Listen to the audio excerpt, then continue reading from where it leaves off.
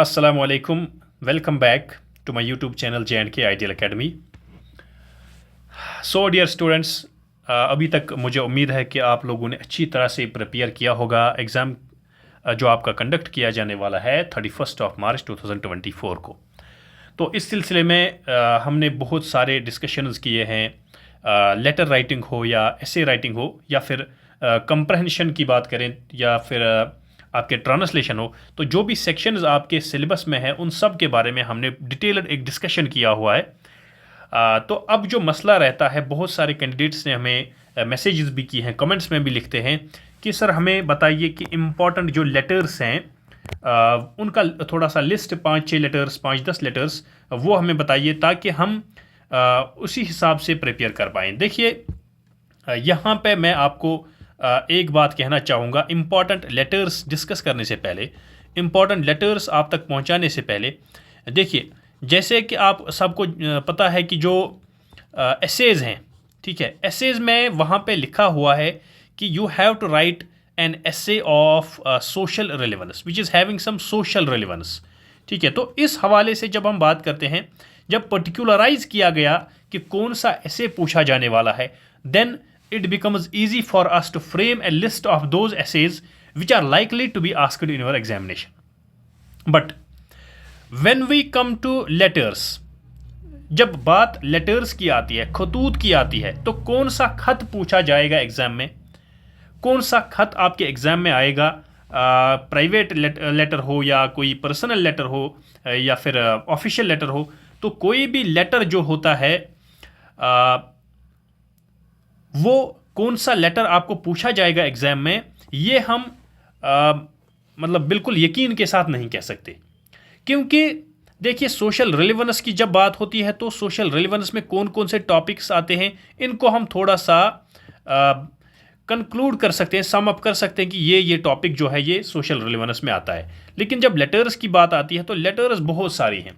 ठीक है, अब हम क्या करेंगे, मैं आपको एक प्रोवाइड करूंगा एक लिस्ट ऑफ लेटर्स, कुछ लेटर्स मैं आपको दूंगा और थोड़ा सा रिवाइज करेंगे हम। लेटर का जो फॉर्मेट है वो थोड़ा सा और रिवाइज करेंगे ताकि एक लेटर जो है आप कैसे लिखेंगे। ठीक है, तो इसके साथ साथ मैं इंपॉर्टेंट लिस्ट ऑफ लेटर्स आपको दूंगा, उनको आप प्रैक्टिस करेंगे, बहुत ज़्यादा प्रैक्टिस करेंगे उनकी, ताकि आपका जो लेटर राइटिंग है वो स्ट्रांग हो जाए।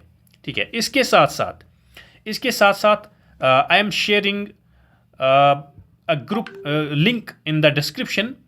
डिस्क्रिप्शन में, हमारी डिस्क्रिप्शन में आप 2 लिंक्स पाए या 3 लिंक्स हम डालेंगे। पहला लिंक जो होगा वो होगा जो हमारी ऑफिशियल एप्लीकेशन है, ऑफिशियल एप्लीकेशन। तो इस ऐप का डिस्क्रिप्शन में लिंक होगा, वहाँ से आप हमारी ऑफिशियल एप्लीकेशन डाउनलोड कर सकते हैं। और यहाँ पे आप लोगों के लिए हमने एक मॉक टेस्ट रखा है, एक टेस्ट फ्री है और दूसरा टेस्ट पेड है। 2 मॉक टेस्ट अवेलेबल हैं।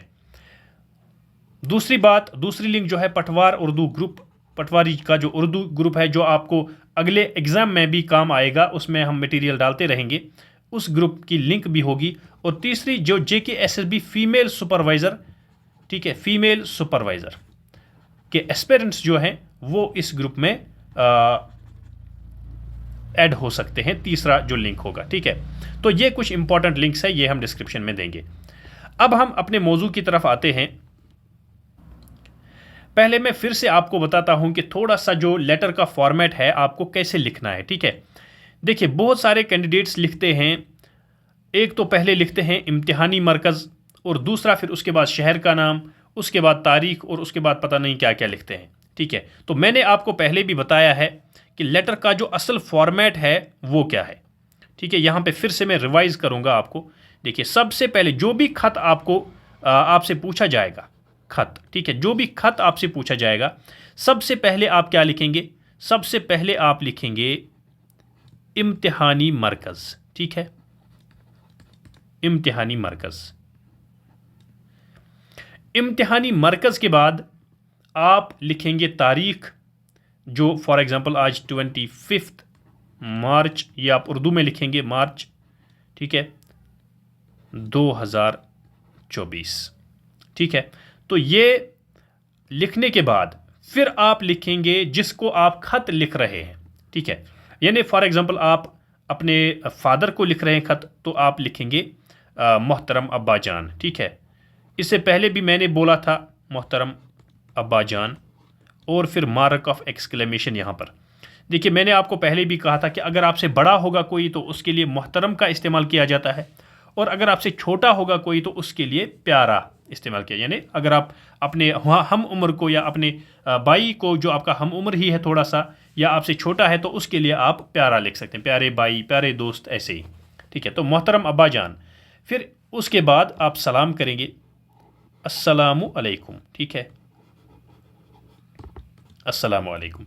यहाँ पे अब बहुत मतलब 90% कैंडिडेट्स का मैंने इवेलुएशन किया, पेपर्स चेक किए, वहाँ पे मैंने देखा कि वो यहाँ भी मार्क ऑफ एक्सक्लेमेशन डालते हैं, लेकिन ये गलत है, ठीक है। ये आपको यहाँ पे मार्क ऑफ एक्सक्लेमेशन नहीं डालना है।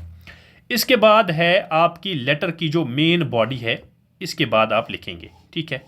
तो मेन बॉडी के बाद आप क्या करेंगे, मेन बॉडी लिखने के बाद आप यहाँ पे कंक्लूड करेंगे आपका बेटा, अब नाम नहीं लिखना है, अलिफ बे जीम, ठीक है। तो इससे आप कंक्लूड करेंगे। तो ये बिल्कुल एक आसान तरीका है लेटर लिखने का।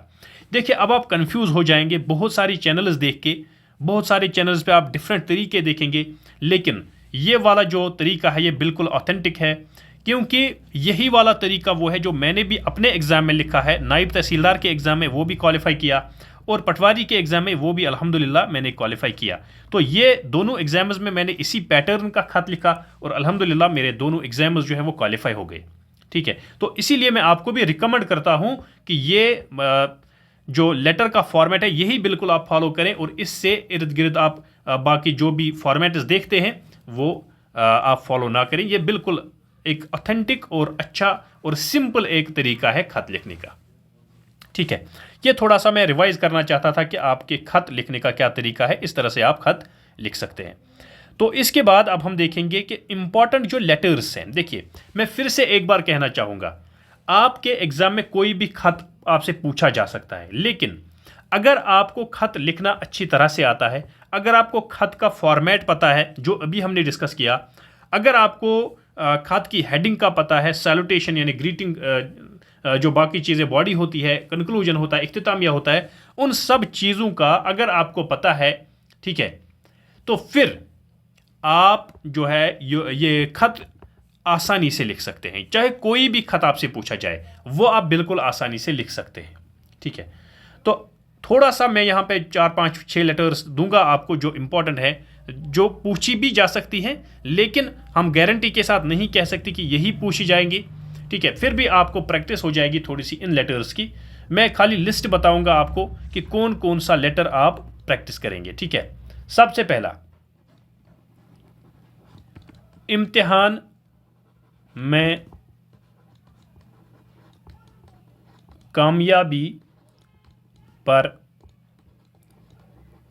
दोस्त को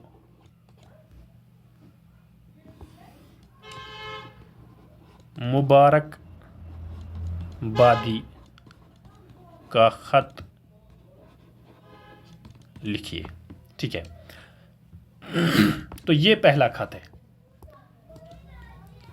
दूसरा खत जिसकी आप प्रैक्टिस करेंगे, देखिए प्रैक्टिस से ही, जितना आप प्रैक्टिस करेंगे इन खतूत की, एसेज की, उस प्रैक्टिस से आपको बिल्कुल आसानी हो जाएगी आपके एग्ज़ाम में। जब आप लेटर लिखेंगे, जब आप वहाँ पे मजमून लिखेंगे तो बिल्कुल आसानी हो जाएगी, लेकिन आपको इन 2-4 दिनों में ज़्यादा से ज़्यादा प्रैक्टिस करने की ज़रूरत है। दूसरी जो लेटर है, वालिद के नाम खत लिखिए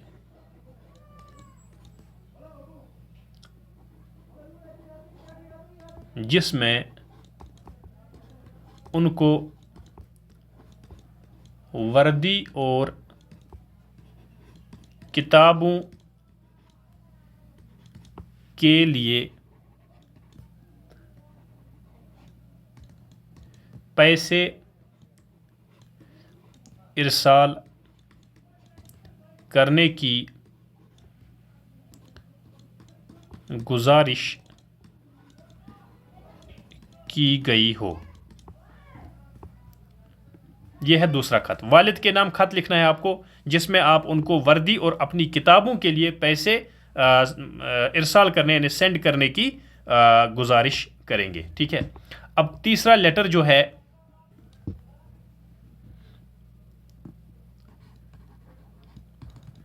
अपने भाई के नाम खत लिखिए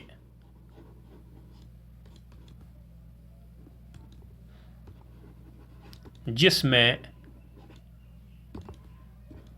उसे गरमाई तैतीलात, गरमाई तैतीलात का मतलब है जो समर वेकेशंस होती हैं, जिसमें उसे गरमाई तैतीलात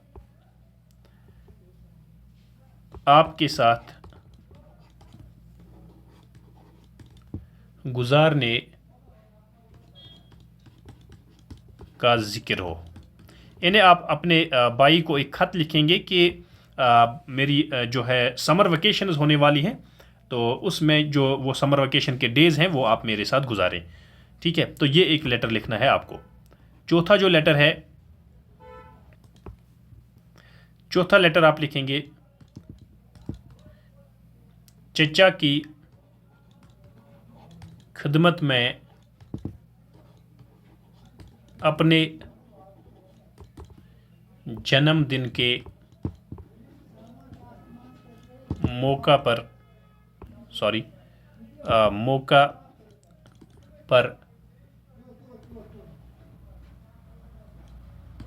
तोहफा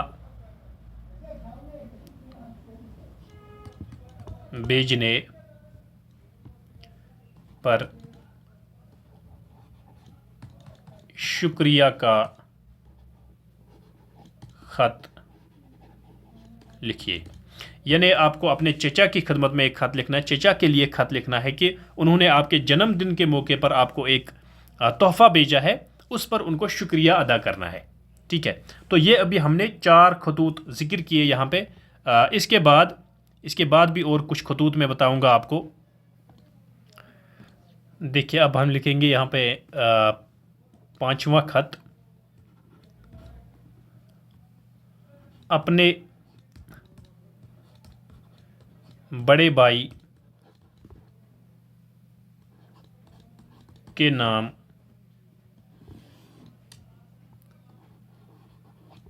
खत लिखकर उन्हें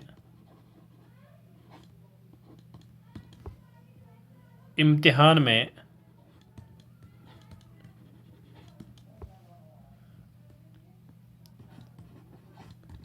अपनी शानदार कामयाबी की इत्तला दें। ठीक है। ये और एक ख़त हुआ। छठा ख़त हम लिखेंगे यहाँ पे,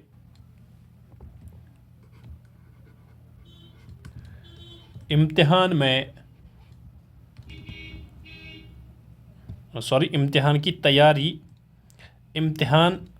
की तैयारी के लिए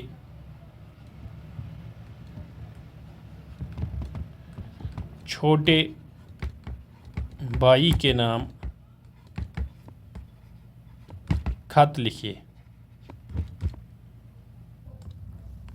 इसके बाद एक और ख़त मैं आपको बताऊंगा। छोटे भाई